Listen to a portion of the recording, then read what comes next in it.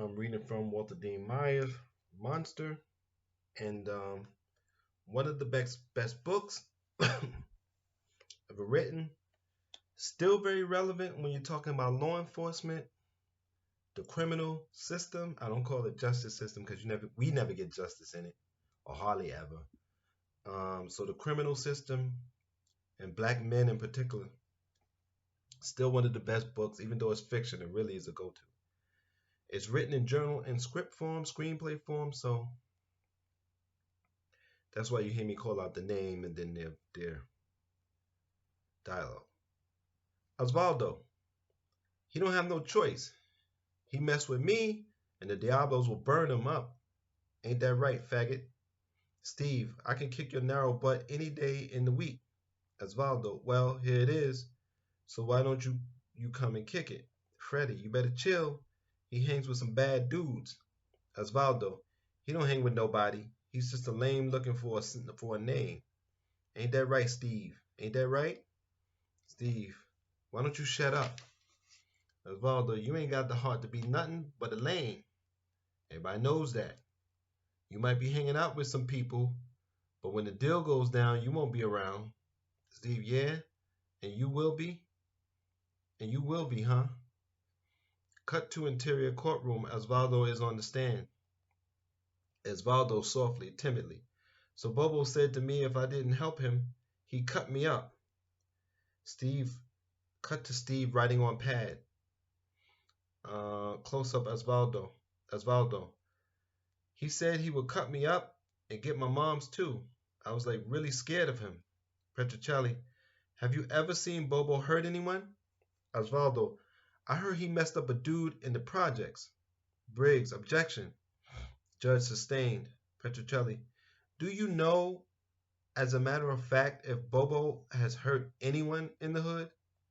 Briggs, objection, unless the prosecutor is going to pass out glossaries to the jury.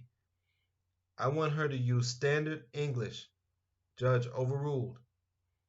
Osvaldo, he told me he did some time for cutting a guy in the projects. Petrocelli, you know how old Bobo is? Osvaldo, 22. Petrocelli, how old are you, Osvaldo? Briggs, objection. Why are we suddenly on a first name basis?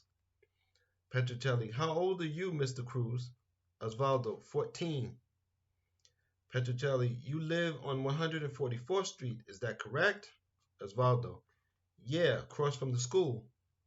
Petrocelli, I'm going to give you a series of names, and you will tell me if you know any of them.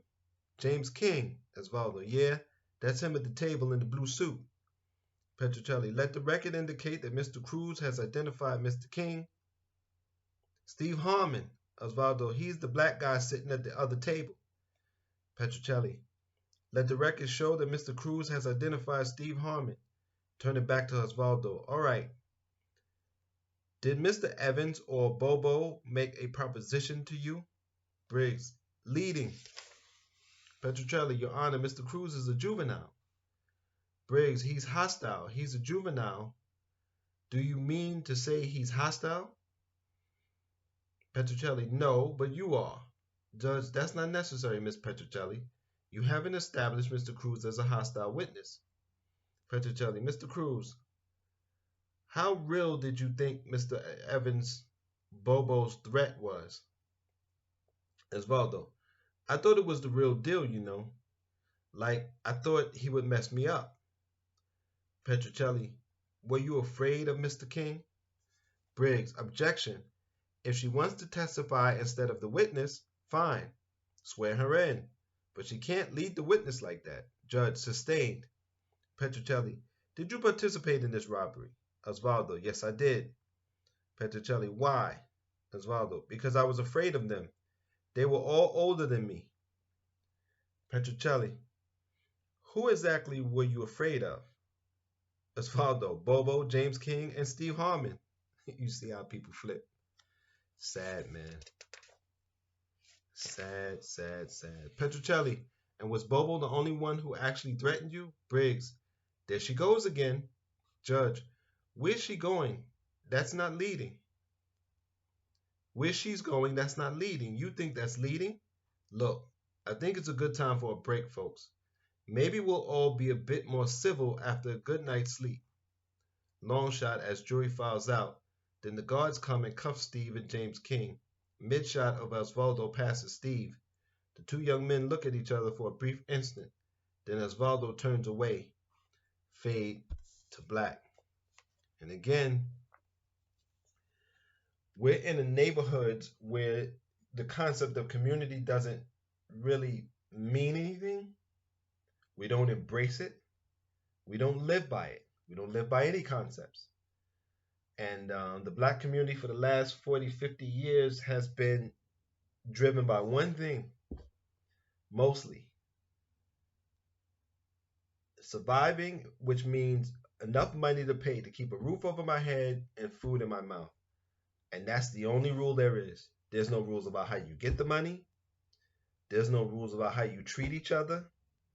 There's no rules about there's no codes about um, what you do with the money after, as long as you have a roof over your head.